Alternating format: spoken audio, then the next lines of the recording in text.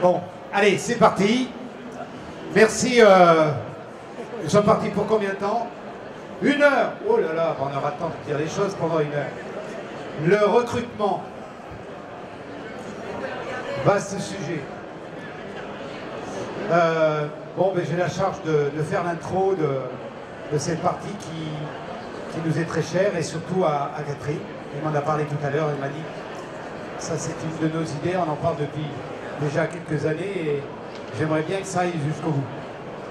Alors le recrutement, on va simplement en quelques secondes, quelques minutes, faire un peu le parcours, pas le parcours du combattant, mais le parcours du jeune qui va venir dans nos établissements. C'est déjà le fait de nous connaître.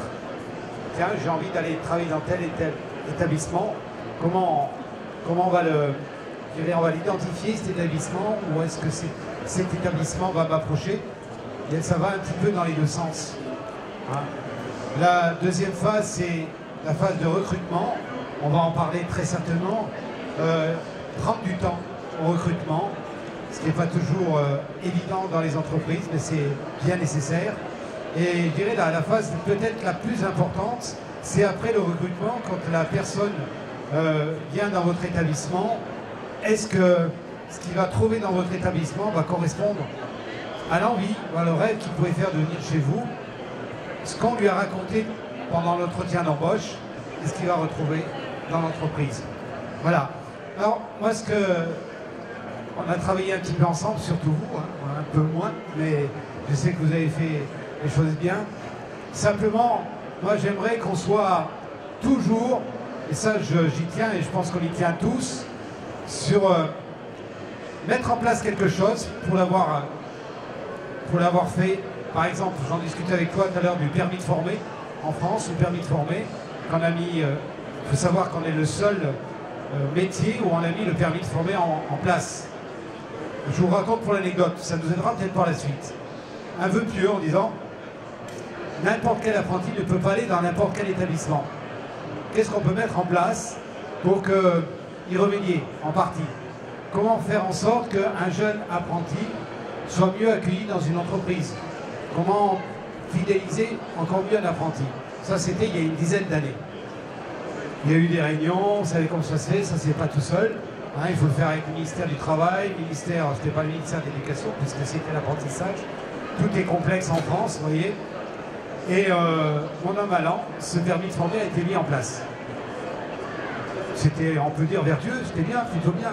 Moi, dans mon département, ça s'est plutôt bien passé. Vous aviez des établissements qui étaient prêts à accueillir des apprentis. On leur a dit non, parce qu'ils ne correspondaient pas aux normes de fait que l'apprenti n'allait rien apprendre dans cet établissement. C'était une pizzeria, tout simple. Même si j'ai rien contre la pizza, un apprenti n'a rien à faire dans une pizzeria pour apprendre le métier. Donc, rien qu'avec le permis de former, on y était arrivé.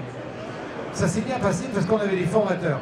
Permis de former, je rappelle, permis de former, c'est l'obligation de faire 2 jours de formation qui vous donne un peu des outils, des idées pour mieux accueillir les apprentis à l'entreprise. C'était obligatoire, c'est toujours obligatoire.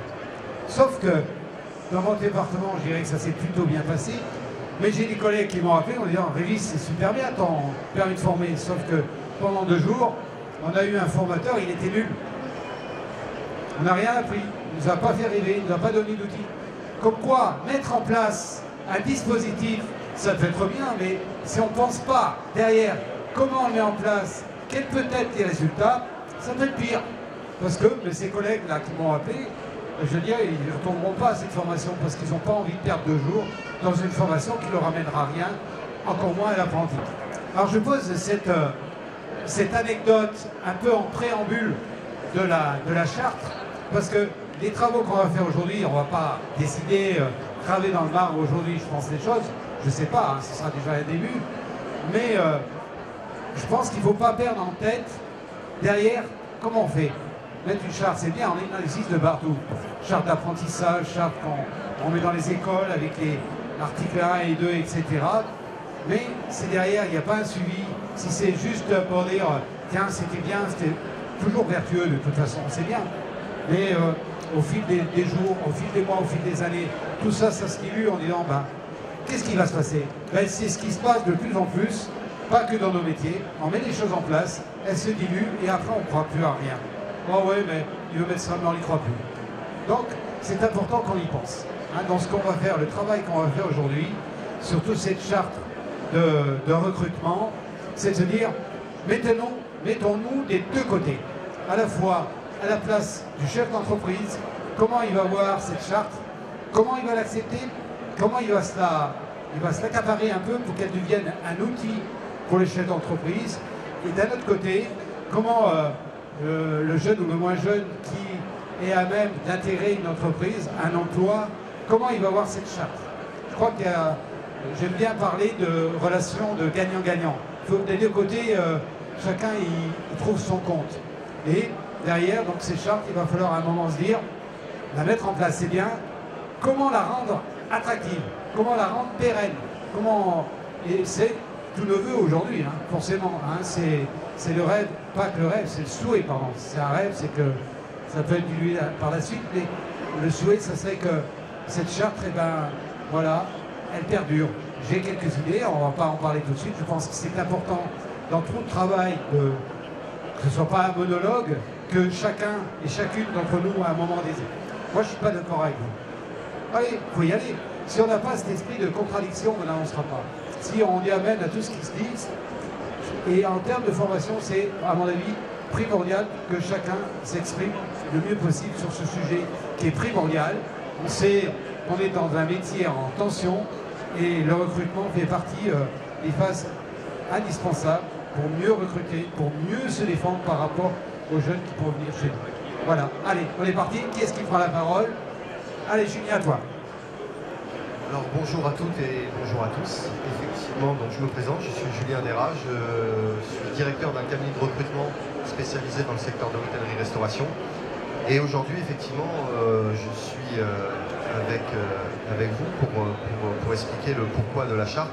Parce qu'effectivement, je m'aperçois que nos clients et aussi les candidats qui sont chez nous souhaitent être mieux recrutés, qu'on les entende pour certains mieux et qu'on respecte aussi les engagements qu'ils souhaitent prendre aussi bien pour les professionnels que pour les futurs professionnels des établissements.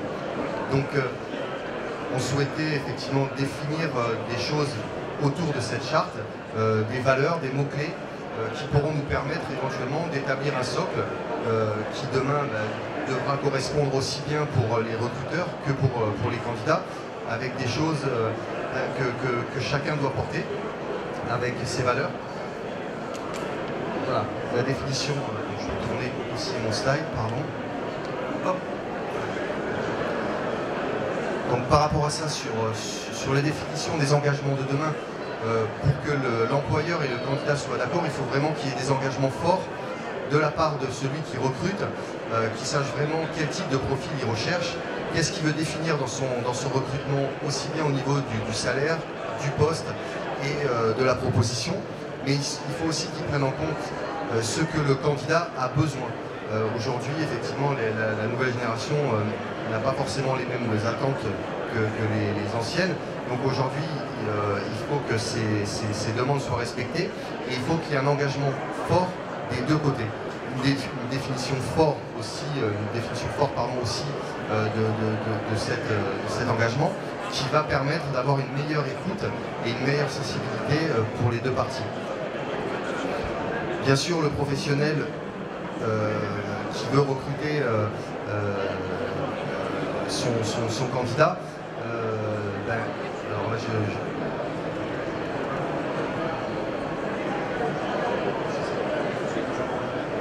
alors, entre les professionnels qui recrutent et les professionnels ou futurs professionnels qui recherchent un poste à opportunité, effectivement, il faut que ça soit vraiment en cohérence et que la définition soit vraiment bien établie pour les deux parties. Donc, les règles sont bien fixées, le fonctionnement avec un respect mutuel et un partage des valeurs communes aussi bien pour le recruteur que pour le recruté.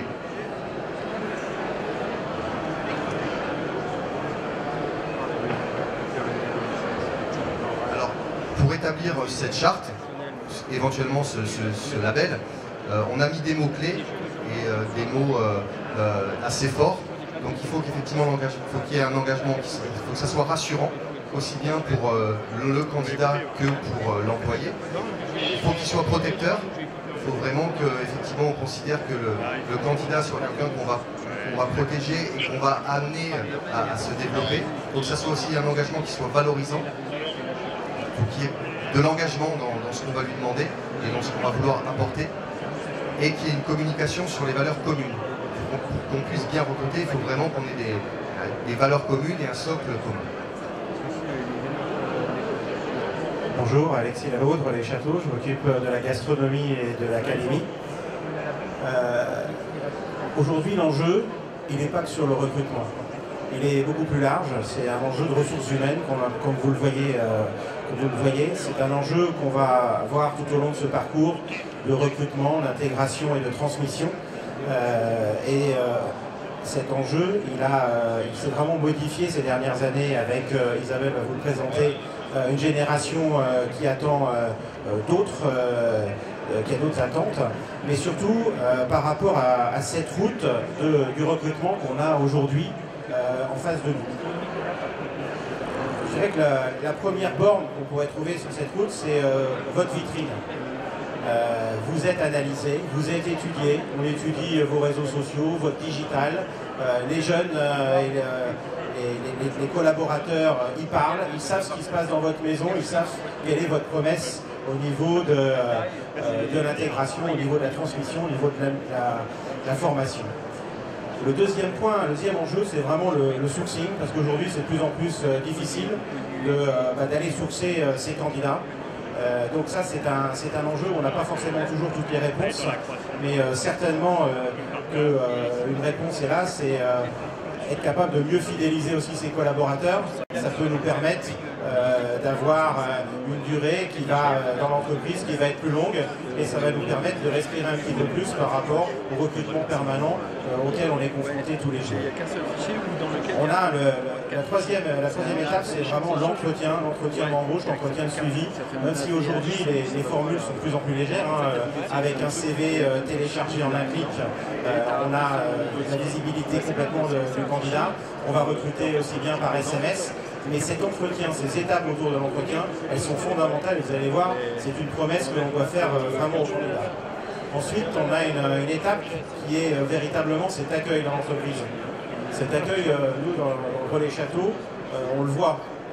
On a vraiment ceux qui ont des best practices, qui vont avoir jusqu'à toute une procédure d'accueil pendant 1 ou 2 mois, et puis on va avoir ceux qui vont intégrer le collaborateur directement à la pluche ou en salle.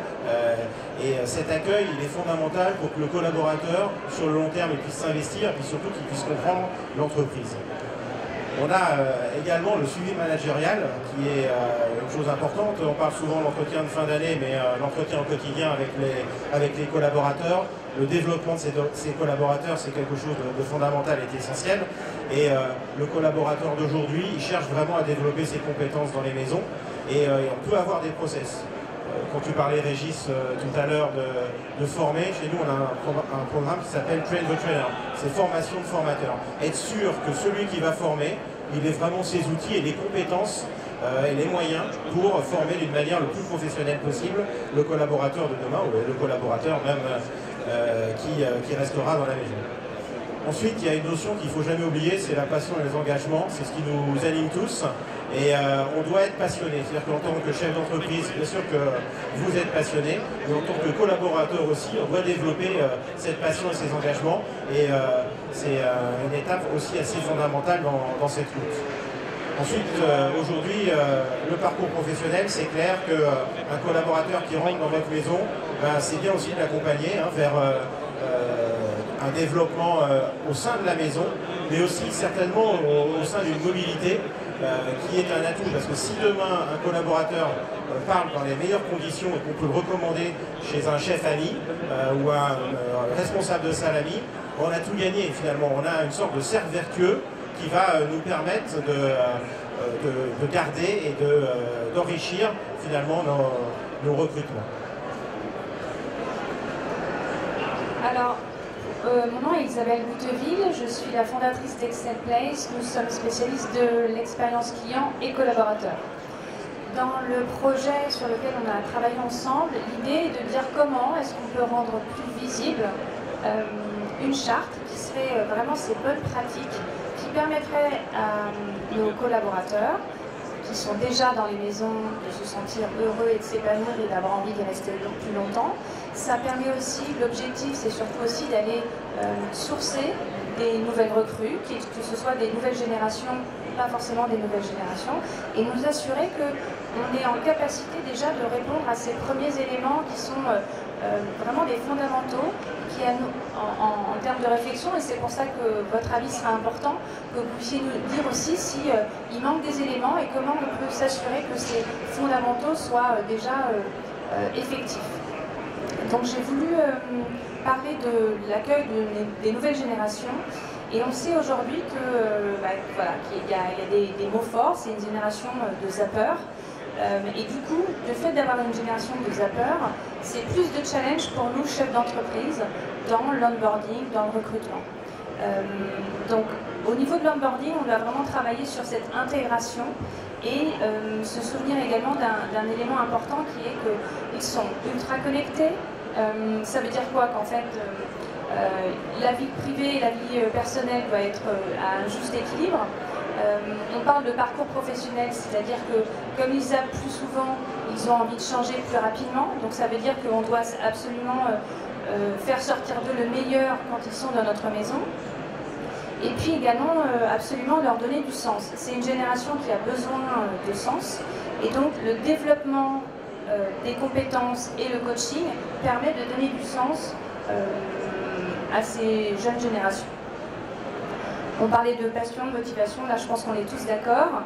Et puis travailler également sur un engagement pour la durabilité. Tout ça pour dire qu'aujourd'hui, quand on parle de client, on parle d'expérience client externe, mais il y a un autre élément qui est extrêmement important, c'est le client interne. Et le client interne, c'est le collaborateur, on est tous clients internes.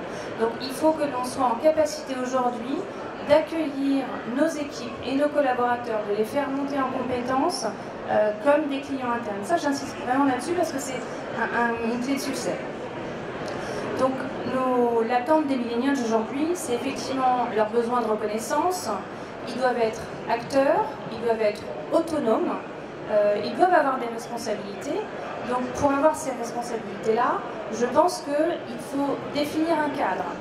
Ce cadre, à l'intérieur de ce cadre, on peut donner des libertés, et ça, c'est extrêmement important.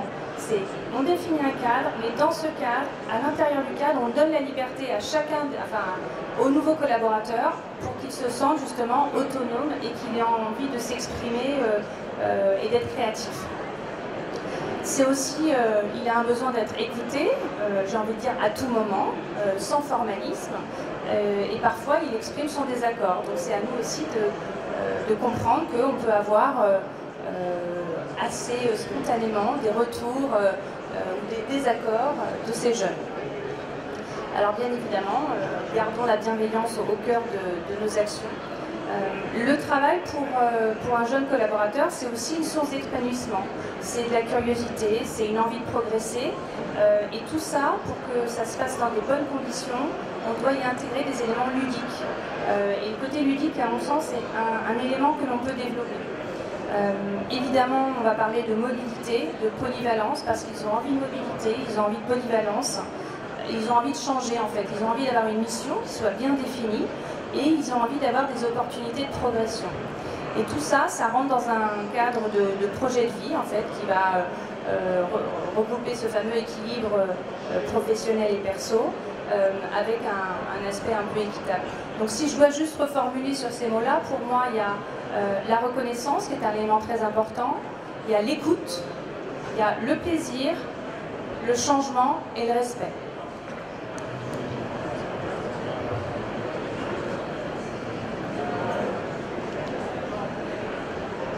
Alors, dans le travail que nous avons fait aussi, au niveau du recrutement, nous avons sélectionné des phases importantes et indispensables, aussi bien pour le recruteur, pour l'établissement, que pour le recruté. Une phase indispensable pour qu'effectivement il y ait une bonne intégration auprès du jeune collaborateur ou futur collaborateur.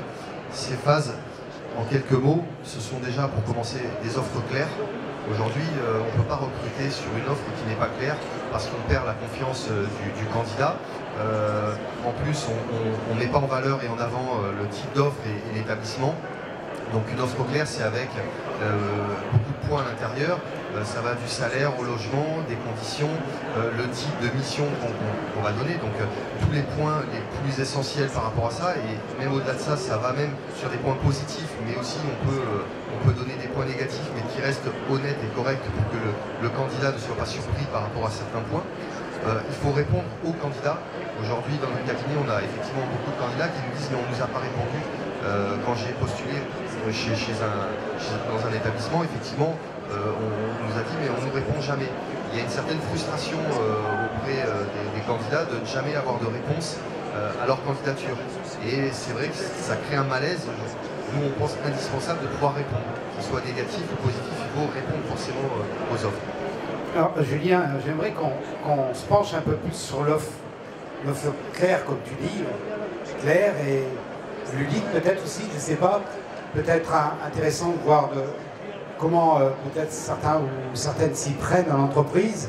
Moi je le vois, mais je ne suis pas très réseaux sociaux, c'est pas mon fils qui s'en occupe, mais je vois souvent apparaître, vous avez tous dû le voir, des annonces où on voit souvent de la pâtisserie, d'ailleurs j'aimerais qu'il y ait un peu plus de cuisine, avec des beaux desserts, je cherche un pâtissier, etc.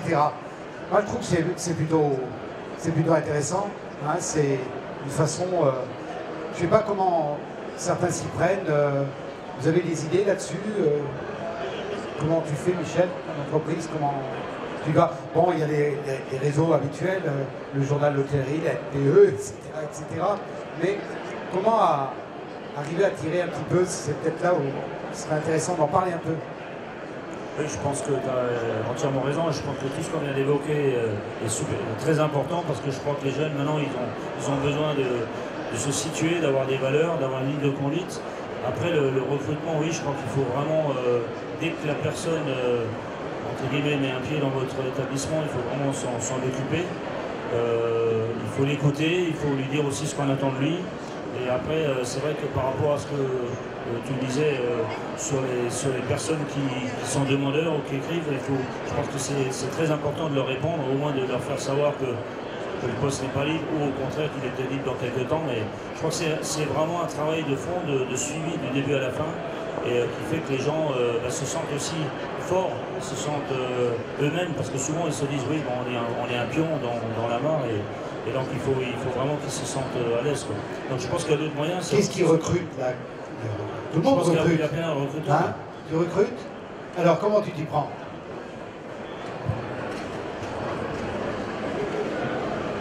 Bonsoir. Présenter peut-être? Oui. Donc, je m'appelle Christopher et je suis le patron de Sushi Shop. Donc c'est 14 pays, 2500 personnes, 200 shops à peu près. Le recrutement, je pense qu'aujourd'hui, bon, vous avez des noms qui résonnent, mais la première des choses, c'est de le mettre en avant. Parce que limite, parfois, c'est résonnant, mais soporifique. Et les jeunes, aujourd'hui, ils ont besoin de bruit, ils ont besoin d'animation, ils ont besoin... À 23 ans, ils n'ont pas tous des rêves encore, hein, ou à 20 ans. Donc, je pense qu'il faut être sexy dans l'approche, il faut être moderne dans les outils. Il faut connaître Instagram, il faut connaître tous les réseaux sociaux, parce qu'aujourd'hui, c'est même déjà plus Facebook, c'est TikTok, c'est tout, c'est là. Ça c'est pour le filet à grosse maille, on va dire. Et puis ensuite, pour le filet à petite maille, pour les conserver, c'est tout ce que vous êtes en train de décrire. Ben, tu vas nous aider. Qu'est-ce qui recrute? Oui. C'est un peu la boîte à idées, hein. On est en train de construire, vous voyez, on avance pas par pas. Donc moi, on finira peut-être pas aujourd'hui. Hein. C'est un vaste sujet. Oui, comme tu dis. Donc en Camargue, j'ai un restaurant à Amiens et un autre restaurant depuis quelques mois à Hangzhou en Chine. Donc en Chine, le recrutement se passe de vraiment quelque chose assez direct. Il y a du monde. Oui, déjà, bon, j'ai 60 collaborateurs en Chine et j'en ai 5 à Amiens. Alors c'est sûr que c'est un monde entre les deux. Le recrutement en Chine se fait essentiellement sur un réseau qui s'appelle WeChat, que les Chinois appellent WeChat. Et ça fonctionne extrêmement bien parce que ça fonctionne pour le recrutement, pour le paiement, pour demander un chauffeur, pour demander tout ce que vous voulez. Ça fonctionne. Chauffeur, pourquoi alors? Dis-moi. Je te donne un exemple. On fait un dîner, on a un peu trop bu, l'alcool est à 0, tu peux pas reprendre ta voiture, tu fais Wichi. 5 minutes après, tu as un petit gars qui arrive avec son petit scooter électrique, il le met dans le coffre de ta voiture, il te ramène chez toi. D'accord. Ça coûte le prix d'une course de taxi. Pour le recrutement, c'est la même chose. Il suffit simplement, alors c'est vrai qu'il faut être un petit peu sexy, il faut faire une annonce qui soit sympathique, qui donne envie de venir dans votre établissement. Alors nous, on a la chance en tant que Français de faire rêver en Chine. Et c'est vrai que quand on met restaurant français, chef français, membre de l'académie culinaire ou bien de Rotox, ça fait beaucoup. Mais à Amiens, alors là, c'est beaucoup plus compliqué. Parce qu'on est en province. C'est très compliqué de faire venir les gens en province. Quand ils répondent, alors on le fait aussi bien avec mon épouse, on passe par l'hôtellerie, bien sûr, mais on passe beaucoup par, et ça répond beaucoup par Facebook. Ça répond aussi par Instagram. Donc on utilise tout. On utilise tout parce qu'aujourd'hui, on est un peu presque aux abois. C'est-à-dire qu'on n'arrive plus à trouver de candidats à la hauteur. On a besoin de gens qui soient déjà un minimum formés. On veut bien continuer la formation, parce que c'est notre métier de base aussi, nous en tant que chef, de former des gens et de les intégrer dans nos entreprises. On est une entreprise qui est bienveillante, comme la plupart de nos entreprises. Mais pour autant, on a beaucoup de jeunes qui vont répondre à l'annonce et qui ne vont pas se présenter, qui ne vont pas donner un coup de téléphone pour dire « mais je peux pas », qui ne vont pas répondre aux messages qu'on va leur envoyer. Alors après, ça devient vraiment déprimant pour nous, parce qu'on se dit on donne de notre temps, on fait des annonces, on veut former, on donne les bons salaires. Là, j'ai l'exemple contre-exemple en fait d'un jeune que j'ai formé pendant 1 an, mais qui a dû partir parce qu'il a suivi sa petite copine à Paris, mais qui est un jeune génial. J'ai eu besoin de lui en Chine, il est venu avec moi pendant 1 mois et demi en Chine, et je l'ai aidé à trouver. Aujourd'hui, il est placé à Paris dans un DEMAC. Voilà, ça c'est un jeune, c'est le super exemple. Mais pour un exemple comme ça, j'en ai 10 qui sont extrêmement décevants parce qu'il leur manque des valeurs que nous, sans doute, on a eu plus, parce qu'on avait aussi le bâton. Et bâton, à notre époque, ça marchait bien. Aujourd'hui, c'est plus possible. Mais n'empêche que ça nous a mis droit. Voilà. Et nous, avant de dire non à un chef, ce qui était quasiment impossible, avant de dire non à un chef, on réfléchissait à 2 fois. Oui, ça forcément. Non, je dirais, c'est pareil. Moi, je mets à coup de part. J'ai reçu des CV auxquels je n'ai pas répondu, pour X raisons, que j'ai perdu ou autre. Et ça, c'est très très mal vécu. Je pense c'est un petit peu d'ailleurs ce dont on va parler après. On va rester quand même un peu sur l'offre claire, parce que tout le monde n'est pas Michel Roth, tout le monde, voire peut-être certains qui embauchent, qui n'ont peut-être pas une certaine notoriété. Comment il y en a d'autres qui recrutent? Oui, certainement. Allez, à vous la parole. Dites-nous. Bonsoir. Donc moi je suis Monsieur Coquilla Patrick, j'ai une société qui s'appelle CHR Solutions, et en fait c'est apporter des solutions aux professionnels de l'hôtellerie, de la restauration. Donc ça ressemble un peu à, on va dire, une agence de travail temporaire, mais vraiment spécialisée dans l'hôtellerie-restauration, parce que moi je suis un ancien cuisinier, CAP, BEP à l'époque à l'école de terrain et Hermitage en 86. Donc voilà. Et j'ai grandi avec les chefs, où le respect, tout ce qui, l'esprit de brigade, etc. Et à l'époque, je parle aussi des métiers de la salle, où avant le client allait chez un restaurateur, il venait voir le maître d'hôtel, il venait voir tout ce qui était la mise en scène qu'on peut avoir dans une salle. Et aujourd'hui, la cuisine a pris le dessus sur les métiers de la salle. Et je trouve que les métiers de la salle, ils ont été un peu oubliés là-dessus. Et ce qui fait que aujourd'hui, on va parler plutôt des chefs.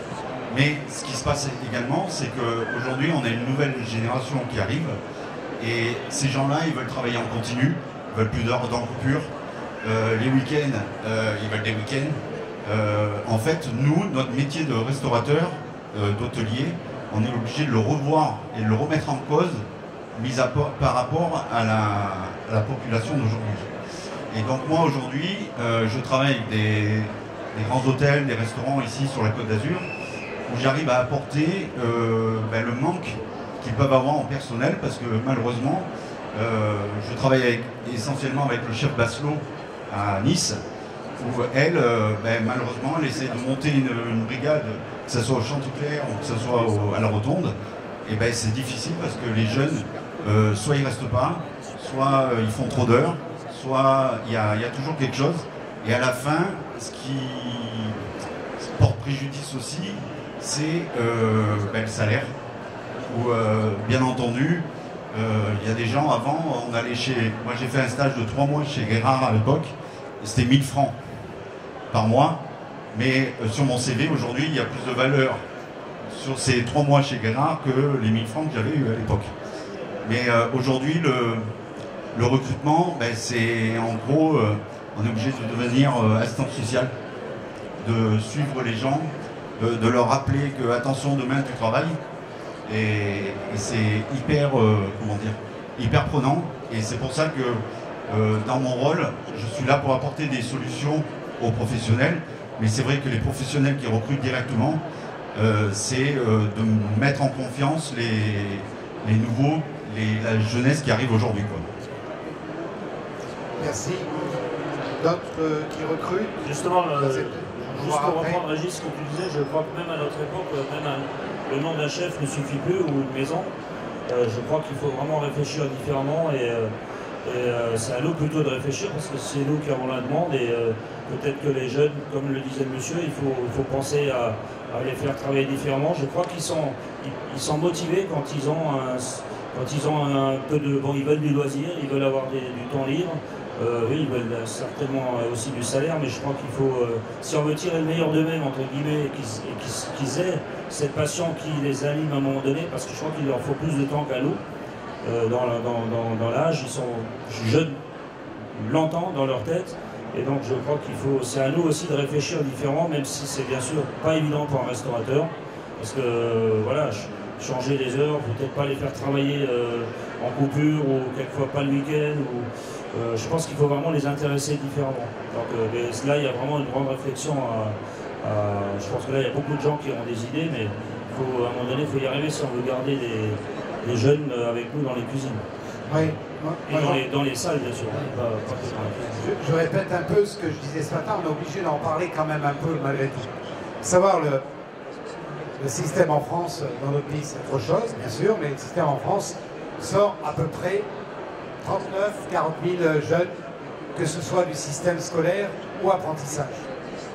Il faut savoir que depuis quelques années, même depuis déjà pas mal de temps, on a quand même l'aspirateur des groupes qui font, moi je connais, j'en parlais encore ce matin, un lycée hôtelier de la région parisienne qui a pratiquement 70% de jeunes qui vont dans les groupes. Et ça, on ne peut pas l'admettre non plus. Mais en même temps, il faut leur boulot. Les groupes, ils vont dénicher.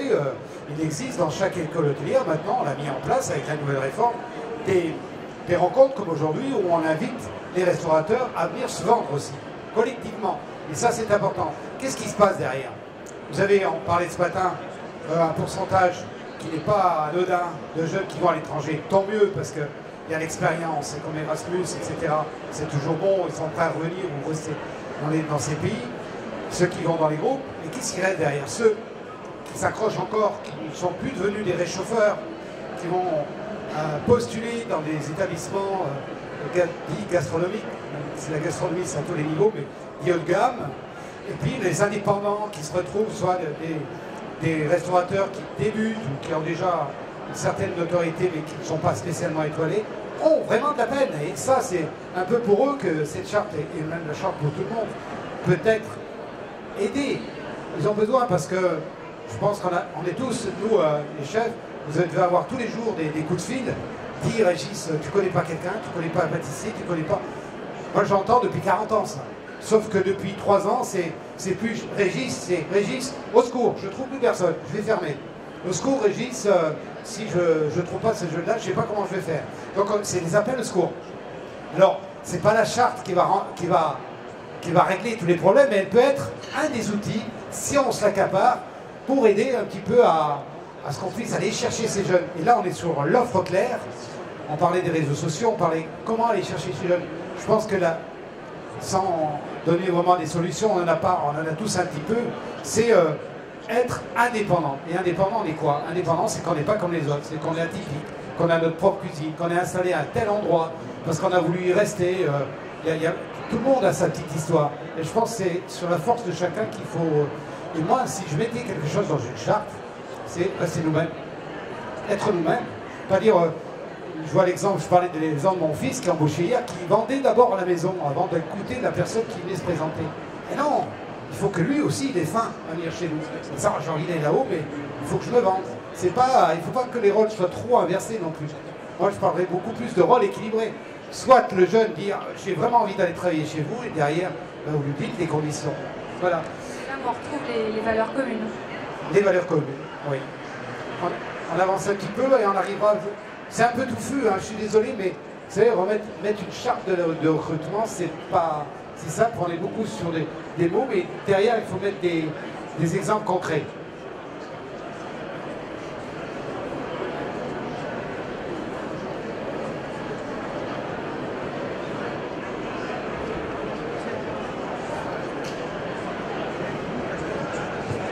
Alors, recrutement. Alors, les trois mots-clés pour le recrutement, c'est partager des valeurs.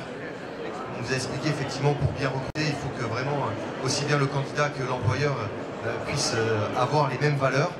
Être engagé. Systématiquement, il faut que l'employeur, encore une fois, et le candidat soient vraiment engagés aussi bien pour l'établissement que l'employeur avec et pour le candidat, qui sera son futur collaborateur. Et avoir une mission et une offre définie et fixée pour savoir quel objectif on se donne. Aujourd'hui, effectivement, comme on disait tout à l'heure, c'est beaucoup plus court qu'avant. On peut se donner un objectif à 6 mois, à 1 an, mais il faut se donner des objectifs. Un jeune aujourd'hui a besoin de se dire, voilà, dans 6 mois, je suis commis, dans 6 mois, je veux être autre chose. Alors, on fait un point dans 6 mois et on évolue petit à petit, mais en se donnant des objectifs. Au niveau de l'intégration, on avait pensé cette étape clé d'accueillir le collaborateur, l'accueillir, comme tu le soulignes Régis, en le connaissant mieux, mais aussi qu'il nous connaisse mieux, et avec cette idée de mentoring, de tuteur, de parrain. Il est vraiment important, c'est un peu comme quand vous accueillez un client chez vous, hein, le premier contact, c'est un contact qui est fondamental et clé. Donc ce client à l'interne, il faut aussi prendre le temps de l'accueillir. L'idée aussi derrière le deuxième terme, manager, c'est vraiment le manager au quotidien. C'est important de faire un suivi. Et moi, ce qui m'apporte énormément, c'est de développer l'implication des collaborateurs. Le collaborateur, il faut aussi l'aider à se surmotiver par rapport à la tâche qu'il va devoir accomplir. Si je peux me permettre, je suis mal poli. Tout le travail que vous avez fait, j'interviens un petit peu, simplement parce que j'aimerais que ce soit pas tout confus. Ça ne l'est pas, hein, c'est pas ce que je veux dire. Mais on jette des bases. On jette des bases. Hein. On est un peu comme en cuisine. Hein. On est en train de préparer des petites mises en place. On sait à peu près où on veut aller. Sauf que, pour moi, les échalotes ne sont pas ciselées, donc on va trop vite. Partager des valeurs. On en a parlé à l'instant. Moi, je verrais bien dans cette charte, je donne une image. Mais pour voir où on veut aller. Par exemple, vous avez des journaux recruteurs, l'hôtellerie ou autres. Pourquoi pas, quand vous proposez votre annonce, d'avoir le label derrière. Label qui correspond à ça. L'objectif de la charte, c'est en fait d'avoir un élément différenciant. C'est un gage de qualité, c'est un élément qui fait qu'un candidat, un futur candidat, saura que l'entreprise s'est engagée à travailler sur ces 3 axes extrêmement clairs, qui sont le recrutement, l'intégration et la transmission, pour pouvoir aller au-delà du simple recrutement, mais aussi faire grandir le collaborateur. L'idée de la charte, c'est d'avoir, alors on l'appelle charte, on l'appelle label, à nous de définir les mots ensemble, mais d'avoir vraiment un élément différenciant sur la bonne conduite et comment on s'engage en tant qu'employeur à respecter le futur candidat et à le faire grandir. Alors concrètement, tout à fait, bien fait, donc on voit vraiment où on va. Concrètement, la charte, moi je la verrais bien, et c'est ce qui fait quand même, on n'est pas non plus des sauvages, mais c'est recevoir la personne assis. Ça peut paraître idiot, hein, mais vous avez des recrutements qui se font sur le pas de la porte, hein, qui se font par téléphone. Hein. Et ça c'est important d'avoir le contact avec la personne, parce qu'il se passe des choses, on communique. Et je pense que ça, c'est quelque chose qu'on peut mettre dans la charte. Je ne sais pas ce que vous en pensez, hein, parce qu'on est vraiment dans le recrutement. Tout à l'heure, tu l'avais marqué, ça me semble essentiel. Et je faisais un peu mon mea culpa tout à l'heure. Simplement, on reçoit un CV, et nous, professionnels, dans cette charte, c'est de dire, le CV, il ne reste pas 3 jours sur la... On y répond pour dire, oui, on l'a reçu, on prend acte, ou soit, mais que la personne, parce que moi, ça m'est arrivé, j'ai postulé chez vous, et je t'ai répondu, j'espère, parce que des fois, moi, je suis distrait, et j'ai eu une fois, non, vous n'avez pas répondu. Je peux dire la honte que j'avais, quoi. Je veux dire, c'est pas normal qu'on ne réponde pas. Donc, ça fait partie aussi de la charte, répondre. Parce qu'on ne peut pas demander à un collaborateur de ne pas venir, sinon on fait la même chose. C'est un miroir, hein. On se renvoie un peu les erreurs qu'on peut faire.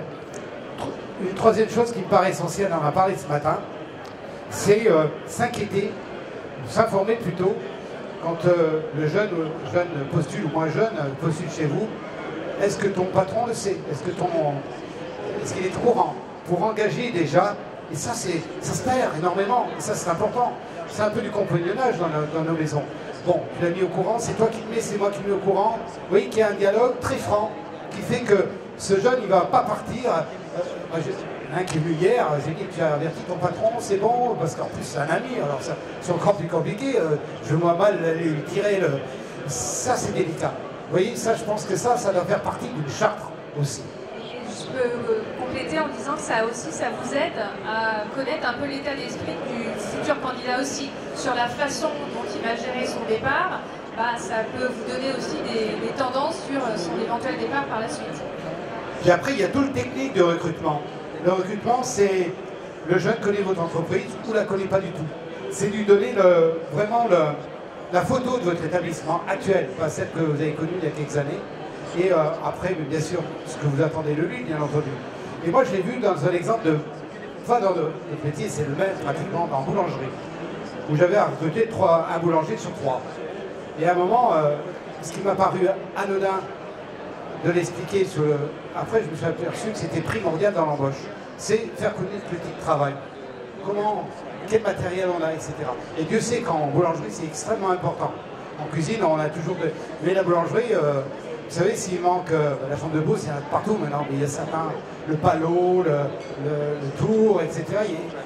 L'équipement est primordial parce que le boulanger, tout de suite, avec le matériel, il verra s'il fait 1 ou 2 heures de plus au fournil, quoi. Et comment il va travailler, comment il va amener de la qualité dans votre maison.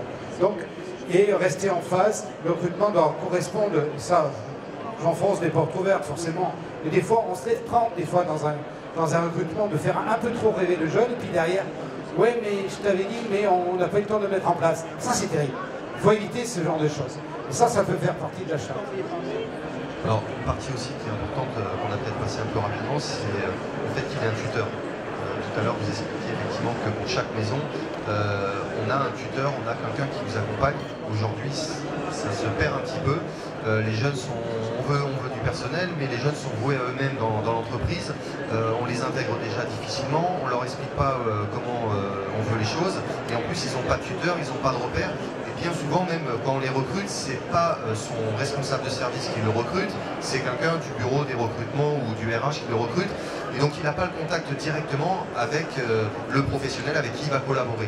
Alors je pense qu'il y a une frustration auprès des jeunes aussi que j'entends qui me disent mais moi j'ai été recruté par un bureau de recruteur et au final j'ai pas rencontré directement la personne en cuisine ou la personne en salle. Pour la salle, le maître d'hôtel, le sommelier ou autre. Et je pense qu'effectivement, il y a une certaine frustration. Parce que l'engagement qu'on veut porter, c'est l'engagement entre 2 personnes, entre une équipe. Et si on n'a pas directement cet engagement avec le responsable, qui sera peut-être lui-même, ou le tuteur, ou le futur, la personne qu'on va mettre en tuteur, c'est un peu compliqué de pouvoir avancer comme il faut par rapport à ça. Tu as tout à fait raison. La seule chose, c'est que toutes les entreprises n'ont pas des tuteurs non plus. Qu'est-ce que ça veut dire tuteur? Après, les entreprises sont 2 ou 3, le tuteur c'est le chef d'entreprise. Et puis si tu embauches un chef de cuisine, tu ne vas pas lui parler d'un tuteur. Le tuteur, ce sera finalement toi. Mais c'est important de le mettre. C'est important de le mettre parce qu'on a affaire quand même à pas mal de jeunes qui arrivent à 20, 22 ans, 23 ans, ou à plus jeunes encore, qui sortent de l'école, puisque maintenant ils vont sortir à 17, 18 ans. Là, le tuteur est indispensable dans les entreprises qui peuvent se le permettre. Moi je l'ai mis en place parce que je dirais que je n'avais même pas le choix. Et on voit les effets positifs que ça amène. Mais on ne peut pas le graver dans le marbre dans une charte pour les petites entreprises. Moi, je n'ai pas de tuteur, comment je fais? Je ne peux pas être certifié parce que je n'ai pas de tuteur. il doit y avoir aussi le... Non, qu'est-ce que tu en penses? Alors, quand je dis tuteur, effectivement, pour des brigades grosses ou moyennes, c'est plus simple parce qu'il y a du personnel. Mais ce que je veux dire par là, c'est qu'à partir du moment où on embauche quelqu'un, même si on est deux, qu'il y a le directeur ou simplement le chef de cuisine, s'il n'est pas tuteur, il accompagne. Il prend le candidat, il lui montre la maison, et il lui montre l'établissement, la structure, son poste, et il l'accompagne. C'est au moins ça, le recrutement et l'intégration en partie, puisque aujourd'hui, encore une fois, on veut recruter du personnel, mais derrière, on leur montre juste la carte et on leur dit, voilà, tu fais ça. Mais il n'y a pas ni de présentation, ni d'accompagnement. C'est ce rôle-là que je vais expliquer dans le tuteur. C'est un référent, en fait. On peut parler de tuteur, mais c'est quelqu'un, un interlocuteur privilégié. Alors, il y a un sujet qui est très très large, parce que ça dépend tout à fait des entreprises. Je pense que dans la charte, il serait intéressant d'amener l'information, s'informer. Comment sur le logement, sur les transports, etc. Et ça, tout le monde ne peut pas le faire. Vous avez, quand vous recrutez, que vous savez très bien que de toute façon, autour du logement, vous n'avez même pas besoin de vous inquiéter. Mais je pense que ça peut être rajouté dans la charte. Le fait qu'on s'informe quand même. Nous, à Saint-Bonnet, on n'a pas le choix. Si tu ne les loges pas, si tu ne trouves pas le logement, forcément, le recrutement, il se fait difficilement, quoi. Il y a quelque chose qui se fait déjà, c'est le livret d'accueil. Alors effectivement, on vous dit, bon, ça met du temps à monter un livret d'accueil, mais une fois que vous avez votre livret d'accueil, il est monté. De toute façon, sur l'année ou les 2 ans à venir, il ne va pas changer. Donc le livret d'accueil, c'est la présentation de l'établissement, la présentation de sa région. L'histoire de la maison. L'histoire de la maison, l'histoire de l'équipe. Aujourd'hui, on pousse un peu plus de notre côté au sein de notre cabinet à intégrer d'autres choses. C'est pour attirer effectivement les candidats en mettant autour de l'établissement ce qui se passe, les loisirs ou autres. Parce que quelqu'un effectivement qui peut intégrer l'établissement, s'il est pêcheur, ça peut lui donner envie d'aller à la pêche parce qu'on a mis les coins de pêche qui peuvent se trouver autour de l'établissement. C'est des petits détails mais qui peuvent avoir une importance résonante pour des personnes qui souhaitent venir vous rencontrer et qui s'aperçoivent effectivement qu'il y a quelque chose qui les pousse au-delà du professionnel à s'intégrer chez vous. Mais le livret d'accueil, en termes de temps, effectivement il faut le construire, mais une fois qu'il est construit, il est là. Le livret d'accueil, il est important quand vous avez un établissement où il y a un certain nombre d'employés, quoi. Parce qu'il vous permet de partager, surtout dans l'établissement saisonnier. L'établissement saisonnier, tout le monde démarre le même jour, donc forcément il y a un accueil qui se fait. L'établissement qui ferme plus ou moins, c'est différent. Et moi, personnellement, quand on démarre début avril, on a un turnover à peu près d'un 5e du personnel, mais le 5e, il est intégré par l'autre. On les met tous ensemble et il y a le pot d'accueil et on donne le livret d'accueil. Je pense qu'il peut être mis dans la charte aussi. Je pense que c'est une bonne chose. Est-ce qu'il y en a qui ont des idées pour le recrutement? On va pas rajouter pour faire un millefeuille, mais qu'est-ce qui est primordial? Bon, il y a le salaire, mais on ne va pas en parler là, parce que le salaire, finalement, chacun, c'est l'offre et la demande. Hein. Allez, donne-nous un peu ton avis. Comment tu recrutes à la maison? Oui, allez. Donne-nous des idées, on partage là. N'hésitez pas à prendre la parole, passez devant, parce que c'est comme à l'église, ils se mettent tous derrière. C'est malheureux ça. On va pas avancer comme ça. Je veux bien bondir, je suis d'accord avec toi, il faut déjà s'asseoir, un petit peu parler avec le jeune et au-delà de lui vendre ton entreprise, faut d'abord que lui te donne ce qu'il a au fond des tripes et puis à partir de là, il y a une sélection naturellement, s'il vient en entreprise, c'est que tu as fait la sélection. Et puis ma foi, avoir cette discussion, l'accompagner, et quand il est en entreprise, le pot d'accueil, c'est un exemple. Ce qu'il faut, c'est qu'il sache tout au long de son parcours dans ton entreprise, il faut qu'il soit accompagné. Et à partir de là, quand il est accompagné, qui sait qu'il est accompagné, ça peut se passer bien, mais j'ai quand même une réflexion à faire. Il faut aussi que trop mettre de choses en place et trop accompagner, au bout d'un moment, le jeune peut aussi se dire je me donne moins la peine, il faut aussi que le jeune se donne beaucoup de peine pour que ton entreprise et pour que ça se passe bien, à vrai dire. Et c'est là où il faut savoir détecter, et on en a de moins en moins, c'est vrai, sur le marché, c'est pour ça qu'on est obligé aujourd'hui d'accompagner beaucoup plus les gens.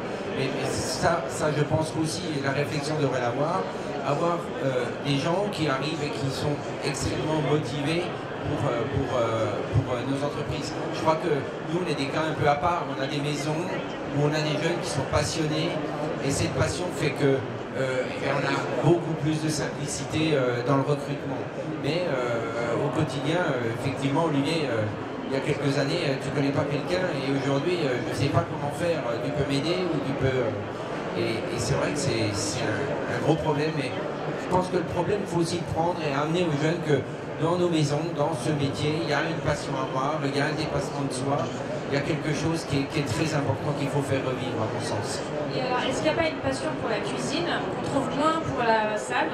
Et du coup, justement, il y a une complexité qui est fait qu'on va venir plus volontiers pour aller travailler chez un chef qui est connu, alors qu'il faut aussi attirer pour porter les assiettes.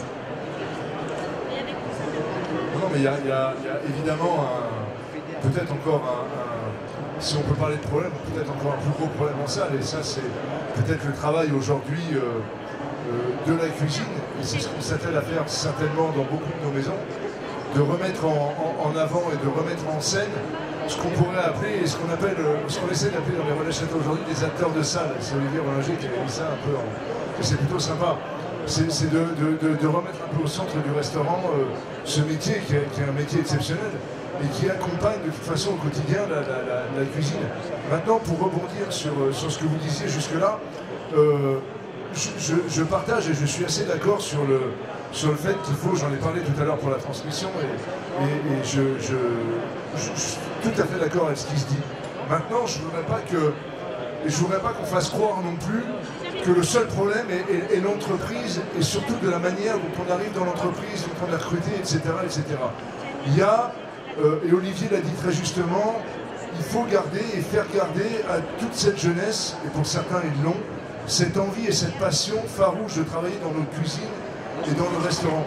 Ça, je pense que c'est primordial, sinon on n'y arrivera pas. On n'y arrivera pas parce que de dire que voilà, c'est bien, effectivement, moi je suis tout à fait d'accord. Vous savez, moi j'ai reçu des gens dans mon bureau, je les ai recrutés, je fais moi-même le recrutement, c'est pas pour ça qu'ils sont en cours pour 6 mois. Donc ça n'a pas, tout n'a pas tout son sens. Il faut qu'on arrive nous-mêmes à nous remettre en question également, parce que ça on le fait peut-être pas assez, et on y travaille aujourd'hui, puisque j'ai la chance de faire partie dans les relais châteaux aujourd'hui de ces grandes tables qui permettent aujourd'hui de porter une réflexion. Il faut réfléchir de la manière dont on va faire notre métier, de la manière dont on va le transmettre et de la manière dont on va continuer à travailler. Je suis d'accord sur les coupures, je suis d'accord sur un certain nombre de choses. Tout ne se fera pas du jour au lendemain. Maintenant, il ne faut pas tout mettre sur l'entreprise et de la manière dont on reçoit, de la manière dont on fait. Il y a effectivement aussi un vrai problème de formation. Aujourd'hui, on a des jeunes qui veulent être chef de parti à 20 ans, ça ne marche pas. C'est pas possible, ça ne marche pas. Donc, voilà. Trouvons le curseur qui fait que c'est pareil en salle. On ne trouve plus de commis parce qu'ils veulent tous être chef de rang. Sauf qu'aujourd'hui, être chef de rang et donc avoir des responsabilités, comme vous disiez, madame, tout à l'heure, il faut avoir des connaissances et il faut avoir un savoir-faire qu'on n'a pas toujours. Donc c'est un cheminement qui doit se faire dans les deux sens. Juste, on parle de salaire, tout ça. Il y a un phénomène quand même que je revois quand je repense un peu à ma carrière et aux différentes étapes. Il y a eu une période où dans nos brigades, on était quand même capable d'avoir des gens qui avaient 40 ans, qui étaient chefs de parti, 45 ans, qui étaient chefs de parti, et qui finalement ne seraient jamais un chef reconnu, parce que finalement en eux-mêmes, ils n'avaient pas envie de se mettre cette carotte-là. Ils étaient heureux, ils géraient une belle brigade, une belle partie, ils en étaient les maîtres, c'était vraiment... et finalement, ça fonctionnait bien. La différence, c'est que ces chefs de parti-là, avec le temps, ils étaient vraiment payés. Ils avaient un vrai salaire qui leur permettait de rester un chef de parti. Aujourd'hui, nos modèles économiques ont évolué, les 35 heures sont passées par là aussi, et finalement, ça a cassé beaucoup de choses, parce qu'aujourd'hui, oui, c'est vrai qu'on fait rêver beaucoup, mais on ne peut pas payer beaucoup pour respecter tout ce qu'on doit donner en plus, des acquis qui ont été donnés sociaux en plus, etc. Et donc ça a beaucoup changé aussi, ça. Moi je me souviens des brigades où vraiment, quand je suis arrivé aux places de la télé, j'avais 2/3 de la brigade qui étaient plus vieilles que moi qui était chef. Et ces gens-là, mais ils vivaient bien. Ils étaient salariés, ils étaient très contents de leur fonction. Aujourd'hui, si vous prenez nos métiers, et vous arrivez à 27-28 ans et que vous êtes toujours un chef de parti, mais ça veut plus dire grand-chose, parce que finalement on met chef de parti parce qu'on veut les tenir par un titre plutôt que le salaire. Et finalement, il y a tout ce jeu-là aussi. On va se reconcentrer, moi, de ce que j'entends, de ce que vous dites, là, on va se concentrer sur... nous souhaitons sortir une charte, malgré tout, même si elle ne sera pas tout de suite peut-être complètement finie. Ce que tu dis, Olivier, est important à un moment, à un autre. Il faut responsabiliser. C'est sûr qu'on peut... L'erreur, ça serait dans cette charte de vouloir rajouter plein de choses, parce que le recrutement, tu peux en parler pendant des heures. Tiens, il faudrait ajouter ça, il faudrait ajouter ça. Mais je pense que ce qui va faire la valeur de la charte, c'est d'être simple. Trois choses peut-être. Trois choses. Le fait peut-être simplement de prendre du temps avec la personne. Tout le monde ne le fait pas. Ça peut faire partie de la charte. Simplement d'impliquer l'engagement. Hein. Donc c'est un peu comme ça qu'on arrivera à faire une charte qui soit lisible, à mon avis. Hein. Forcément, on peut parler pendant des heures. Qu'est-ce qui se passe actuellement, hein. Forcément, nous, on sera obligés dans nos maisons à nous adapter. Sinon, voilà, il y en a qui ferment le soir, il y en a qui... Tout le monde va avoir sa petite idée. Il y a peut-être quelque chose qui peut nous aider, c'est le média. Le média, j'en avais parlé, je ne sais pas si vous vous rappelez, l'année dernière, c'était au Michelin, mais parce que j'avais fait au niveau de la formation, c'est d'aller piocher un petit peu là où ça se passe bien. Là où il y a des idées, pas où ça se passe bien, mais chacun a des petites idées dans son entreprise. Moi, je mets ça en place. Tiens, moi, je mets ça en place. Ah, tiens, si je le mets en place chez moi, ça va peut-être marcher. Vous voyez, un petit peu comme une boîte à outils qui peut nous aider, qui peut être associée à cette charte, qui donne un peu des idées, comment mettre en place. Comment mettre en place. Moi, j'en ai une, j'en ai pas une, mais simplement Jacques, cette année, il bouscule, hein, Jacques, hein, mais... Et tous les salaires, c'est avec un logement. J'ai dit, non, attends, on va fermer, on va mettre la clé sur la porte. C'est une idée. Mais on a vu, dans le peu qu'on a de jeunes à recruter, on a vu quand même, je ne sais pas si c'est l'effet, je ne sais pas, au moins le double de CV qu'on avait d'habitude. C'est à s'abonner aussi. Ça sera différent à Paris, forcément. Mais nous, si tu n'as pas... forcément, un ouvrier vient chez nous, maintenant il a son salaire, il a son logement compris et tout. C'est une façon d'être attractif. Donc chacun a un petit peu des méthodes. Chacun a donné un petit peu des infos. C'est un peu comme le développement durable. Nous, quand on a mis l'hôtel-restaurant développement durable, on est allé voir à différents endroits comment ça se passe. Ça, le recrutement, ça se partage un petit peu les idées. Mais on va rester simple, hein, je pense. On arrête sur le recrutement, là, et on passe sur l'intégration. Juste, Régis, je voulais aussi en profiter parce que j'ai la chance d'être co-président de Rotoc et nous sommes en France plus de 200 chefs restaurateurs et bien sûr notre but c'est surtout de défendre les produits artisanaux, mais on parle aussi de jeunesse, de recrutement. Je crois que dans la charte, ce qui serait important, c'est qu'il faut la développer de telle manière que chacun voilà, c'est des petites entreprises, des grandes entreprises, il y en a où il y en a 10 personnes ou 3 personnes, c'est pas les mêmes engagements, mais je pense que dans une charte, il faut aussi que le jeune qui vient doit lui aussi s'engager à quelque part. Ça revient un peu à ce que vous disiez, c'est-à-dire qu'on lui donne, on lui propose, on l'accompagne dans beaucoup de choses, mais il faut que lui il sache aussi qu'on attend quelque chose de lui. Ça rejoint tout à fait ce qu'on vient de dire, parce que quelque part, il faut aussi qu'on revienne aux bases, les bases de tout aussi, dans les deux sens. Donc je crois que dans une charte, il faut aussi qu'on évoque des choses simples, mais que le collaborateur, le jeune, sache aussi ce qu'on attend de lui. Et bien sûr, on doit s'en occuper, on doit l'entourer, on doit l'accompagner, on doit lui faire connaître les produits, et aussi... pourquoi pas le faire connaître les clients, le faire goûter les plats et ensuite lui demander aussi un travail au quotidien. Alors, on parle beaucoup des jeunes, mais il faut juste se souvenir quand même des chiffres. Hein. Aujourd'hui, en 2019, la population active de ces milléniaux, c'est 50%, et en 2025, c'est 75% de la population active. Donc c'est pour ça qu'il faut aujourd'hui se mobiliser et changer peut-être nos façons de faire ou améliorer ce qu'on fait déjà de très bien. On passe à l'intégration donc. Qu'est-ce que vous en pensez? On reviendra un petit peu sur le recrutement s'il faut. Parce qu'on on l'a bien évoqué, hein, on parlait d'accueillir avec ces livrets d'accueil. Le manager, c'est vraiment s'engager ensemble quelque part derrière le management. Le management, c'est fixer un cap, fixer des objectifs et les suivre. Et aujourd'hui, dans nos entreprises, ce que l'on voit, c'est que ce n'est pas tout le temps le cas. Donc je pense que là, ce n'est pas une question de nombre, c'est que l'on soit deux, on peut se fixer des objectifs à deux. Et c'est ça qui est important, c'est de se dire, on va dans telle direction et on doit se donner les moyens pour atteindre l'objectif.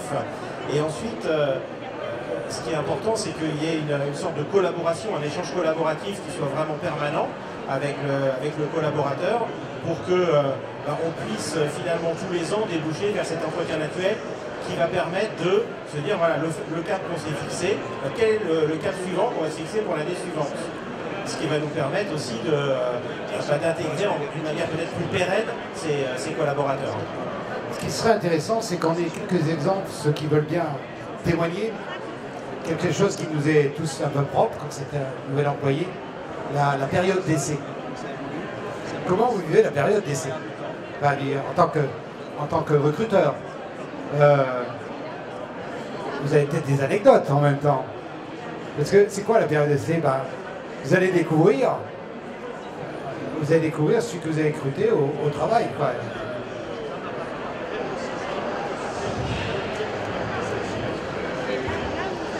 Alors, la période d'essai. Là, c'est vraiment des exemples, des anecdotes, on en a des dizaines et des dizaines. En général, la période d'essai se passe super bien. Les candidats, une fois qu'ils ont été reçus, une fois qu'ils ont été bien intégrés, on leur a tout expliqué, on les a mis à l'aise, on leur a bien montré la maison, ils connaissent tout par cœur. La période d'essai peut être d'1 mois, peut-être de 2 mois, elle peut être renouvelée. Alors chez moi, je ne la renouvelle pas forcément, parce que nous, on ne fait que des CDI. On ne fait pas du tout de CDD chez nous. On fait des CDI et on essaie de payer correctement nos collaborateurs pour les garder. Parce qu'encore une fois, nous, on est en province, donc on ne peut pas se permettre d'avoir un turnover important chez nous, parce qu'on n'en voit pas tant que ça des candidats. Donc on fait tout pour bien les garder. Alors simplement, en général, la période d'essai se passe très très bien. Le candidat est hyper motivé, il montre tout ce qu'il a, il se défonce, il est là, oui chef, pas de problème chef, je serai là demain matin à l'heure chef, oui, pas de problème. Et une fois qu'on a la période d'essai plus un jour, fini, et bien là, ça change. Alors évidemment, c'est pas la majorité, c'est pas forcément 60 ou 70% des candidats qui sont, je dirais, malhonnêtes intellectuellement à nous montrer un autre visage avant et après la période d'essai. Mais malgré tout, ça fait quand même un peu mal parce que nous-mêmes, on donne de notre temps, on a aussi des agendas chargés, on a beaucoup de choses à faire et on donne de notre temps à des jeunes qui nous montrent un très très bon visage pendant la période d'essai et qui changent du tout au tout au lendemain de cette période d'essai. Et là, on vit une véritable galère parce que, encore une fois, moi je connais j'ai travaillé beaucoup à l'étranger, hein, j'ai fait énormément de pays à l'étranger. Je suis rentré en France il y a maintenant 2 ans parce que je me suis dit, bon, il faut quand même revenir chez soi. Je suis revenu dans ma bonne ville d'Amiens pour donner de ma personne. J'étais très bien accueilli par toute la région, par la ville, tout le monde l'a très bien accueilli. Mais aujourd'hui, force est de constater que malheureusement, le discours d'une personne qu'on a recrutée avant et après est tellement différent qu'on ne sait plus comment faire pour pouvoir se séparer de cette personne quand la période d'essai est terminée et que le visage a changé du tout au tout, parce qu'on est enfermé dans un carcan en France où la réglementation fait que on prend des risques énormes à licencier après la... C'est plus facile maintenant. Alors oui, ça devient de plus en plus facile, effectivement, mais malgré tout, il faut quand même être bien au fait des nouvelles réglementations, de tout ce qui peut avoir changé récemment. Et quand on n'est pas au fait, c'est coup de téléphone à son avocat. J'ai la chance d'avoir un avocat spécialiste en droit social qui m'aide beaucoup. Et à chaque fois, ding, ding, ding, ding, c'est à l'heure, hein, ça compte. Hein, donc il faut payer. Voilà, c'est tout ce que je voulais dire. Évidemment, c'est pas la majorité. On a encore des gens qui sont motivés, qui aiment le métier, qui partagent notre amour du métier et nos valeurs. Mais malheureusement, je pense qu'il faut aller en amont, M. Marcon. Vous qui êtes très impliqués dans la formation, je pense qu'on a un gros problème parce que nous tous qui sommes en province, on ne peut pas recruter chez Ferrandi ou Médéric ou dans les plus belles écoles. Je suis encore plus en province. Voilà. Oui, je sais bien, s'abonner, c'est encore plus loin. Mais ce que je veux dire par là, c'est que nous, on recrute avec ce qu'on a localement. Et localement, c'est très compliqué. Et voilà, en quelques mots, c'est dur. Oui. En même temps, vous avez lancé quelque chose qui est pas simple, c'est quelle est la notion de payer correctement. Ça veut dire, c'est compliqué. On ne paye pas au SMIC déjà. En même temps, ça m'amène une idée derrière. Si cette charte est mise en place, je pense qu'il serait nécessaire qu'elle soit accompagnée à des périodes assez fréquentes, je pense, d'un tableau, ça se fait, mais on le voit rarement en fait, d'un tableau qui vous donne par secteur, région parisienne, etc., l'échelle de salaire qui peut être donnée dans nos métiers. Parce que là, on est dans une phase où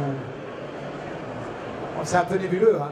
Ouais, en même temps, ça me gêne beaucoup parce que je pense qu'il y a 40 ans, quand je me suis installé, je ne pouvais pas proposer la même équivalence. Hein. J'entends bien que maintenant, où la maison est un peu plus assise, etc. Mettez-moi la place de quelqu'un qui s'installe en province. Ça coûte, hein, les premiers salaires. Sur un compte de résultat, c'est énorme que quand vous avez une entreprise qui est bien assise. Donc c'est important de donner un petit peu d'outils à ceux qui recrutent, justement d'avoir une notion. C'est pas le mercato, hein, il ne faut pas que ça devienne non plus... Régis, je vais laisser parler Rosalie qui voulait intervenir. Alors moi j'ai envie de vous donner quelques conseils parce qu'en fait vous parlez d'intégration. Moi je pense qu'effectivement c'est très important, mais au-delà de cela, il est important aussi de prendre en charge que votre charte, elle ne peut pas être nationale, elle doit être au niveau géographique perçue différemment. Lorsque vous êtes au niveau limitrophe, c'est évident que les salaires peuvent passer du simple au double. Et donc effectivement, votre difficulté de recruter ou même de fidéliser n'est plus du tout la même que lorsque vous êtes par exemple en intramuros à Paris. Ça c'est un point qui peut être à discuter entre vous.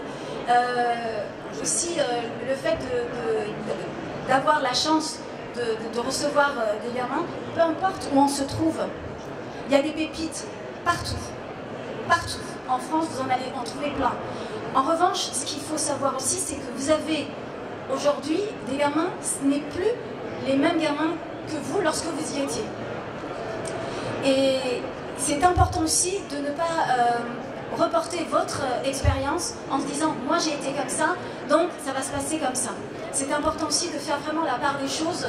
Aujourd'hui on a des gamins, pour coacher des gamins quand ils arrivent en première année dans les lycées hôteliers, dans le devenir professionnel, il y a quelque chose de très intéressant.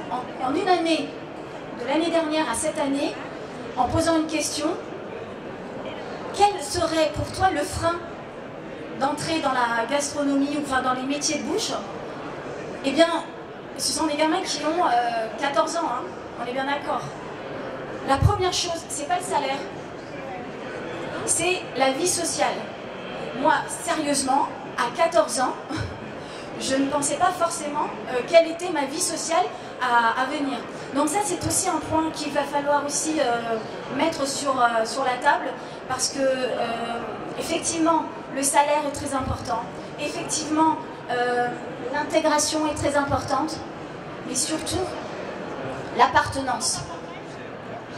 Un enfant, un élève ou un étudiant qui vient en stage, il doit se sentir complètement accueilli dans l'entreprise, même si ce n'est que quelques temps, tout en sachant qu'aujourd'hui, et je rejoins, je ne sais plus qui disait, qu'effectivement au niveau de la formation, on se retrouve avec des stages très réduits par rapport à il y a quelques années. Ce qui veut dire aussi, c'est que lorsque le gamin il sort de son cursus, il a l'impression effectivement, moi je sais, j'ai un bac plus 2, j'ai un bac plus 3, donc moi je ne vais pas éplucher les pommes de terre. Ben non, c'est pas ça le métier. Ça fait partie aussi de la formation, de leur expliquer que chaque maison vue ou bien même pratiquée, eh bien à chaque fois que vous allez être dans une nouvelle maison, il y aura de nouveaux codes, de nouvelles façons de faire, et il va falloir s'adapter. Et c'est là où devrait intervenir aussi l'adaptabilité des gamins dans tous les toutes les maisons. Voilà. Et là, vous prêchez à des convaincus, forcément, c'est sûr. On est plus sur une charte avec le recrutement, donc on peut dire qu'on a passé la phase initiale de formation. Alors je vous arrête quand même, parce qu'il n'y a pas moins de stages qu'avant, il y en a toujours 22 semaines, ça fait depuis 12 ans, ça n'a pas changé. Donc c'est important aussi de dire. Donc l'intégration, on en est où? Manager, c'est bon? On peut passer à la transmission, parce que là on est vers la fin, malheureusement. Transmission. Alors, quand on parle de transmission, en fait, il y a plusieurs manières de transmettre. En fait, c'est pas... la transmission, c'est transmettre son savoir, transmettre ses bonnes pratiques, transmettre son approche et son envie d'aller plus loin. Donc ça peut passer par plusieurs choses. Ce que nous appelons le coaching au poste de travail. Donc, ça veut dire comment j'accompagne sur le terrain, au job, tous les jours, mon collaborateur. Comment je fais des briefings, comment je l'aide à se développer. Est-ce que je lui explique d'où vient ce fromage? Est-ce qu'il rencontre les producteurs locaux? Est-ce qu'il voit des tutos? Est-ce qu'on lui montre le geste? Transmettre, c'est ça en fait. C'est ces petites choses qui ne sont pas forcément le fait de sortir la personne pendant très longtemps de son poste de travail, parce qu'on a besoin qu'il soit sur son poste de travail, mais c'est surtout partagé par des moments forts, qui sont peut-être courts, mais qui lui permettent d'avoir envie d'apprendre et d'ouvrir sa palette de connaissances. Et ça permet vraiment de booster son engagement aussi à lui. Donc le partage de bonnes pratiques, il y a également dans la transmission, c'est aussi, on parle aussi de mobilité, parce qu'à un moment donné, on sait qu'ils sont plus zappeurs, on sait qu'ils vont rester moins longtemps, mais c'est aussi les aider à comment est-ce qu'ils vont aller dans la future maison. Faciliter en fait cette mobilité et aider au départ. Et cette personne qu'on aura aidée au départ, elle aura peut-être envie justement à un moment donné de revenir une fois qu'elle aura fait ses expériences en Australie ou ailleurs, et elle reviendra peut-être dans la maison. Alors moi je rajouterais, pour connaître en entreprise, la formation d'entreprise. On revient à ce qu'on disait tout à l'heure, l'entreprise n'est pas là pour former, on pourrait dire. Une phase initiale, dire tiens, est-ce que l'entreprise est là pour former? Si, forcément, mais pas dans le terme formé, où je le vois beaucoup plus dans l'accompagnement. Et c'est vrai qu'il est nécessaire d'y penser en entreprise. Sans parler de ma maison, je n'aime pas trop, mais on le fait déjà depuis quelques années, je parlerai plus se valoriser. C'est-à-dire qu'on a mis en place, ça c'est une petite idée que je donne, comme je pourrais en prendre d'autres, tous les dimanches, c'était aujourd'hui, ce matin, je n'ai pas assisté, on donne un thème. Alors ce matin, c'était l'artichaut. L'artichaut, ça me parle. Donc l'artichaut, il se désigne généralement. Au début, on désignait tel chef de parti ou commis. Et là, ils le font eux-mêmes maintenant. Ils désignent un ou deux jeunes de l'entreprise. Ils ont la semaine pour y travailler et ils présentent, je ne dirais pas leur chef-d'œuvre, mais ce qu'ils ont pensé pendant la semaine sur l'artichaut. Alors, ça dure 3 quarts d'heure, c'est-à-dire il y a un quart d'heure où chacun a une fiche, l'artichaut, son origine, etc. Le camus, le poivrade, l'origine, etc. Il y en a un qui fait une démonstration de tourner un artichaut, même si tout le monde sait à peu près les faire, mais il y en a qui vont avoir une technique particulière, et on explique le pourquoi du comment. On est vraiment comme à l'école, en fait. Et puis derrière, les 2 ou 3 qui ont travaillé sur l'artichaut le présentent. Pour moi, c'est un peu de la formation aussi. C'est le fait de casser un peu le quotidien. La formation, c'est quoi? C'est d'élever l'homme. Moi j'y crois beaucoup. Élever l'homme, ça peut paraître, qu'est-ce que ça veut dire? Ben, simplement, c'est toujours s'interroger dans la relation gagnant-gagnant. Comment ton chef, il va te faire du bon travail, il va te faire gagner du temps tout en accompagnant bien. Je vous donnerai un exemple. L'ordinateur. Mes gars, maintenant, depuis 2 ans, ils ne partent pas de la cuisine le soir sans avoir noté sur l'ordinateur le travail qu'ils ont à faire le lendemain. Avec ce qu'on a mis en commun ensemble. C'est-à-dire, tu mets à gauche ce qui est le plus long à faire. C'est ce qu'on apprend à nos débuts. Hein. Ce qui est le plus long à faire, ça c'est les cuissons pour le lendemain. Et là, les derniers détails. Le matin, le chef de parti, il prend les 3 jeunes, on ouvre l'ordinateur, ils ont en face d'eux ce qu'ils ont à faire. Ça, pour moi, c'est de la formation. C'est guidé.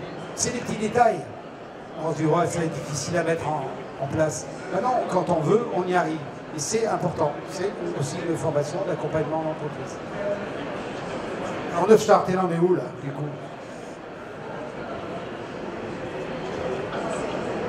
Est-ce que parmi vous, vous souhaitez intervenir pour donner un petit peu votre point de vue par rapport aux éléments qu'on a vus? Est-ce que vous avez des idées? Qu'en pensez-vous? Qu'est-ce que vous pensez de ce qu'on a pu voir et discuter? Est-ce que c'est quelque chose qui vous parle par rapport à ça? On va peut-être poser la question autrement. Excuse-moi, je te prends parce que tu as pris la parole en premier. Demain, tu as une charte. On va pas te la poser, mais tu dis, qu'est-ce qui ferait que tu dis, mais ça m'intéresse votre truc. Si à la charte, je viens y adhérer, pourquoi? C'est assez général, désolé, mais peut-être que tu as... La charte, pour moi, elle doit être dynamique.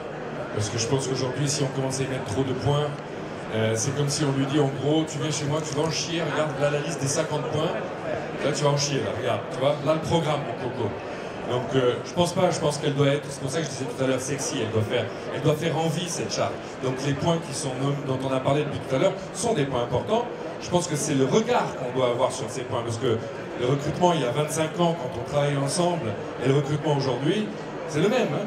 Il y a 25 ans, on en avait 12, on en avait recruté 12 sur 2000, et finalement, il y en avait 2 qui venaient, et il y en avait une qui restait. Bon, voilà, ça va pas vraiment changer. C'est la façon, ça va être la façon de les convaincre qui va être différente. Donc, ensuite, sur la dernière partie, sur la transmission, moi, si la charte, elle commence à me dire, on va t'expliquer, mon coco, comment tu vas travailler, est-ce que tu dois devenir? Non, parce qu'aujourd'hui, j'ai besoin de pouvoir trouver mes aspirations. Donc, travailler avec des gens qui vont m'inspirer, oui. M'imposer une inspiration, non. Donc, attention à ce point-là.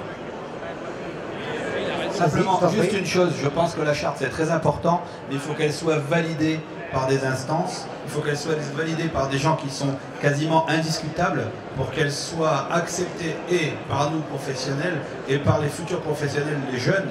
Il faut que cette charte leur parle, alors si elle est sexy, bah, tant mieux, mais avant qu'elle soit sexy, il faut qu'elle soit d'abord validée par des instances qui soient quasi indiscutables, parce que sinon ça ne veut rien dire. Alors, je suis d'accord avec toi, validée mais pas contrôlée. Pourquoi? On dirait, tiens, pourquoi pas contrôler? Non, parce que si on va dans la notion de contrôle, d'abord ça va être trop lourd. Il y a combien de lois en France qui ne marchent pas? Hein? Il y en a à la volée. Pourquoi? Parce qu'on n'a pas les moyens de contrôler. Donc elle ne marche pas. Non mais il ne s'agit pas de contrôle. Oui, non mais je suis d'accord avec toi. C'est évidemment des contrôles, on en a beaucoup trop. Mais valider, c'est-à-dire qu'une institution qui soit vraiment reconnue par tout le monde, qui voilà, le coup de tampon, qui dit voilà, nous sommes, alors ça peut être le ministère de l'Éducation, ça peut être je sais pas quoi, mais en tout cas... Non, ne mettez pas dedans. Non mais... J'ai dit je ne sais pas quoi. Donc je lance des idées comme ça, à la volée. Voilà, alors j'ai peut-être dit une connerie, mais en tout cas il faut simplement, à mon avis, il faut vraiment que ce soit validé, parce que sinon, enfin on sait bien, aujourd'hui les professionnels qui sont là aujourd'hui sont tous de vrais grands professionnels qui travaillent tous les jours dans leur restaurant, qui portent haut les valeurs de nos métiers, mais on sait bien aussi que dans nos métiers, on a aussi plein de gens qui viennent par, je sais pas, par quel circuit ils arrivent, mais aujourd'hui dans nos villes à nous, ils représentent 50-60% de la restauration, et ça prend 50%, 60% de nos clients, et ces gens-là, les valeurs de nos métiers, ils n'en ont strictement rien à faire. La seule valeur qui leur parle, c'est la valeur argent, ce qui est le Il faut trouver quelqu'un. Donc, voilà, simplement il faut trouver quelqu'un qui va dire, ou un organisme, ou je ne sais pas quoi, qui va dire, voilà, cette charte, elle est bonne et pour vous professionnels et pour vous jeunes, parce que ça va vous amener loin. Merci. On est obligé de conclure, non pas? Bon, bah, j'ai l'impression, le gâteau, il n'a pas été monté là. Hein, on va aller doucement. Moi, ce que j'aimerais, c'est que vous fassiez des retours, parce que entre l'idée d'une charte, qui peut être, c'est un peu pieux, c'est, je pense, intéressant, mais après, de le mettre en place, comme tu dis, il faut qu'il y ait une certaine validité. Il faut qu'on s'accapare, quoi. Tant qu'on ne soit pas accaparé. Moi, l'intérêt, si j'ai une charte, c'est de dire un jeune qui voit cette charte par rapport à une offre d'emploi, qu'il y aille parce qu'il y a cette charte, justement. Qu'elle devienne, qu'elle nous donne envie, quoi. Oui, je voudrais prendre la parole quelques instants. Mon nom est Stéphane Demac, je suis cadre académique à l'Institut Bocuse. Et surtout, je suis vice-président de l'Association mondiale pour la formation hôtelière et touristique. Alors, un tout petit mot déjà au préalable pour rappeler que les écoles ne servent pas uniquement à engager des diplômés ou des nouveaux diplômés. Ce sont également des réseaux d'anciens étudiants et des réseaux sociaux qui fonctionnent très bien. Et ça parle énormément entre eux, et pas uniquement entre étudiants ou anciens étudiants de la même école. Il y a maintenant des contacts qui se font parce qu'ils se rencontrent lors de stages, etc., qui fait que les anciens étudiants, que ce soit de Paul Bocuse, de Lausanne, de Guillon, de La Roche, etc., ils se connaissent tous et ils parlent ensemble. Autre chose concernant la charte, moi je voulais vous en féliciter parce que nous, on est, au niveau de la formation, on est les premiers intéressés puisqu'on essaye d'attirer les jeunes vers nos métiers. Donc s'il y a quelque chose qui se fait au niveau, je dirais, du bien-être futur des travailleurs, on est les premiers intéressés. Nous sommes une association internationale. Je voulais vous préciser qu'il y a quelque chose qui est en train de se faire maintenant depuis une bonne année, où l'université de Malaga en Espagne est en train de monter une charte similaire et travaille avec l'ensemble des associations d'hôtellerie du pays. Et si vous êtes intéressé, on peut parfaitement vous mettre en contact et voir ce qui existe déjà à l'étranger, notamment à Malaga, et donc, qui va s'implanter dans toute l'Espagne.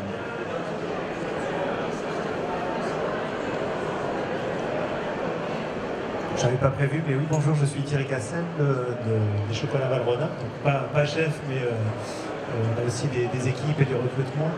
Plusieurs points dans la réflexion par rapport à ce que vous avez dit aujourd'hui, c'est, je me dis, peut-être ça manquait à cette table ronde des jeunes employés qui sont là depuis 2-3 mois, savoir qu'est-ce qu'eux pensent de tout ça, puisque quelque part ça doit s'adresser à eux, et s'il y a une charte, je pense que toutes les parties prenantes, c'est important qu'elles fassent partie de la réflexion. Donc c'est peut-être le cas en d'autres occasions, mais ça me paraît essentiel d'avoir toutes les parties prenantes.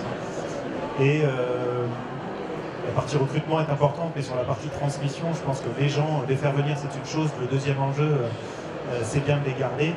Et c'est aussi la formation, qu'est-ce que moi je peux t'apporter, enfin vous en tant que chef, vous pouvez apporter aux jeunes qui arrivent, mais je pense que l'étape d'après, aujourd'hui, c'est, je ne sais, eux veulent aussi essayer d'apporter quelque chose, donc il y a le travail bien fait, c'est déjà pas mal, mais aussi comment je peux apporter des choses nouvelles et faire évoluer les choses qui ont un besoin de plus en plus fort, que ce soit dans vos secteurs ou dans d'autres, mais c'est comment les gens apprennent. Et ce qu'on voit aujourd'hui, c'est que une expérience professionnelle, je vais à un endroit pour apprendre une chose en particulier, si j'ai fait le tour, je vais ailleurs chercher autre chose. Donc c'est comment on est dans l'apprentissage permanent, c'est ce qui permet de garder les équipes en conscience, mais ça rejoint ce que vous avez dit. Bon, on va terminer, mais en même temps, je vais rebondir sur ce que tu viens de dire, parce que sur tout ce qu'on a pu dire aujourd'hui, des fois, il y a un petit peu de pessimisme. C'est-à-dire, il y a une jeunesse qui est là, qui a envie d'entreprendre. Tu viens de le dire. Et ça, je pense qu'on peut l'intégrer complètement dans la transmission. C'est pas que dans un sens. C'est pas que nous former, accueillir, etc. C'est donner la chance aussi à ceux qui viennent de vos entreprises de s'exprimer à un moment ou à un autre. Et ça se fait pas du jour au lendemain, c'est des efforts. C'est un petit peu de l'imagination aussi. Je parlais de l'artichaut tout à l'heure. Je peux te dire que certains, même des commis, voire des stagiaires qui amènent leur plat, quand on leur tape sur l'épaule ou quand ils regardent nos yeux, on dit ouais, ce que tu viens de faire, c'est super. Ça, je pense que c'est quelque chose d'important. Hein, ils trouvent un peu plus leur place. Donc, et ça, la jeunesse d'aujourd'hui est beaucoup plus friande de ça que nous, on obéissait nettement, fidèle, etc. Et il faut rebondir là-dessus. Donc c'est un plus. Hein, je pense qu'on aurait tout intérêt. Qu'est-ce que vous en pensez? Je ne sais pas, mais on va en conclure là-dessus. Hein. Complètement d'accord avec ça. Et puis la charte, eh ben, elle n'est pas gravée dans le marbre, forcément, elle fait partie de discussion. Je pense que c'est une première étape. On va y retravailler ensemble, avec un peu le retour de tous. Et puis on se donne rendez-vous pour des prochaines étapes. Mais on y croit, hein. Vous y croyez? Oui. Bon, c'est bon. Allez, c'est parti.